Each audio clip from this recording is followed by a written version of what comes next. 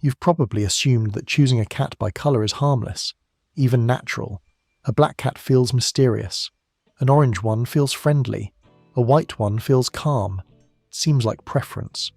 But over time, that small decision quietly shapes something much deeper. How your cat experiences you. And this is where most people don't realise they've been making the same mistake for years. 1. The first misunderstanding.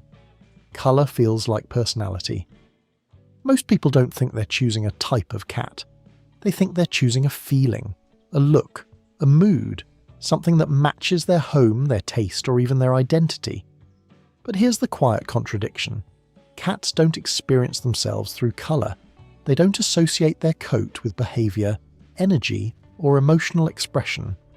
That meaning is something we project onto them. So when someone says, "I chose an orange cat because they're more playful," what they're really doing is entering the relationship with an expectation already formed. And expectations, even subtle ones, change how we behave, which changes how the cat responds. And slowly, the relationship begins to shape itself around something that was never real to begin with. 2. The behavioural effect. You interact differently without noticing. Once that expectation exists, your behaviour starts to shift in small ways, not dramatically, quietly. If you believe a certain colour is more affectionate, you might approach that cat more often. Speak to them more gently, give them more opportunities to connect, and if you assume another colour is more distant or independent, you might give them space earlier. Stop initiating interaction sooner. Interpret their silence as preference. But from the cat's perspective, something else is happening. They're not reacting to your belief. They're reacting to your consistency, because to a cat, consistency is safety. And when your behaviour subtly changes based on what you expected from them, that consistency begins to weaken. It seems small, it isn't. 3. The subtle trust shift. Predictability begins to fade. Cats build trust through patterns, not through words, not through intentions, through repetition, the way you approach them, the tone you use, the timing of your attention. Over time, they begin to map you, not as an owner, but as an environment. And environments must be predictable to feel safe.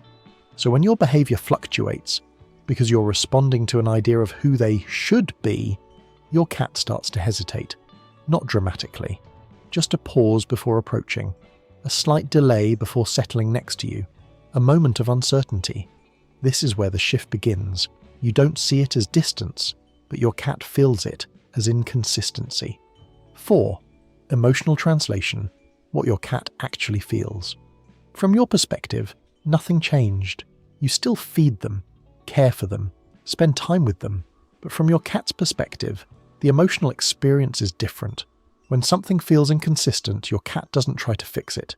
They adjust. They become more observant, more cautious, more selective with their closeness.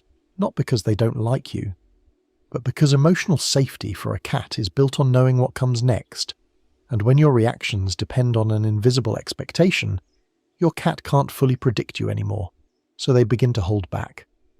Quietly. 5. The deeper pattern. You start reinforcing what you believe. Here's where it becomes even more subtle. Over time, your expectations start to look accurate. The independent cat seems distant. The affectionate one seems attached. But this isn't personality. It's feedback. You created a pattern, and your cat adapted to it. Because cats don't resist environments, they calibrate to them. If you approach less, they initiate less. If you engage more, they respond more. And slowly, the relationship becomes a reflection of your original assumption. This is what attentive owners begin to notice. Not all cats are different in the ways we think, but they become different based on how we meet them. 6. Emotional distancing, when connection becomes conditional. As this pattern continues, something deeper can happen. The cat begins to associate connection with unpredictability. Not fear, not stress, just a quiet uncertainty. And when that feeling exists, cats don't confront it. They simplify. They reduce interaction to what feels safe. Shorter moments, less vulnerability, more independence. From the outside, it looks like personality, but internally, it's adjustment. And the most important part is this. The cat is no longer choosing connection freely.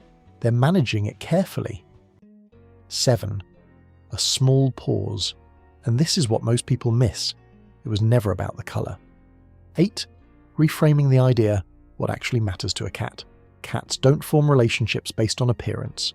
They form them through familiarity, scent memory, predictable behaviour, emotional consistency. Your cat doesn't see themselves as black or white or orange. They experience themselves through interactions, through how they're handled, how they're approached, how safe they feel in your presence.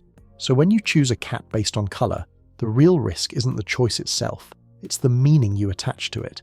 Because that meaning quietly shapes your behaviour, and your behaviour shapes their trust. 9. The identity shift, seeing your cat without filters. If you genuinely care about your cat, something subtle begins to change. You stop looking for traits and start noticing patterns. Not, is this cat affectionate?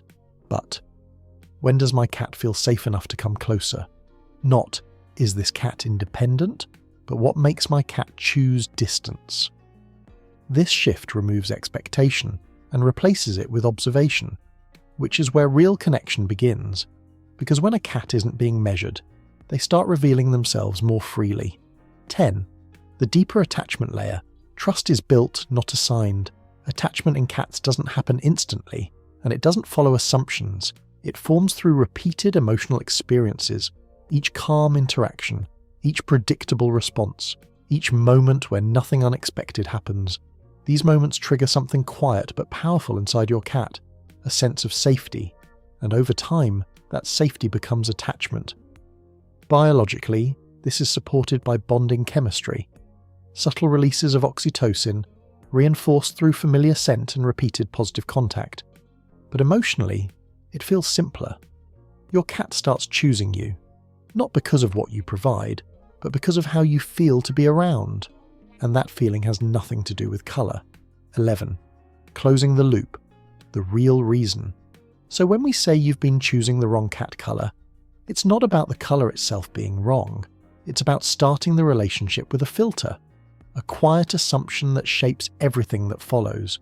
Because the moment you expect a cat to be a certain way, you stop fully seeing who they actually are, and cats notice that, not consciously, but emotionally.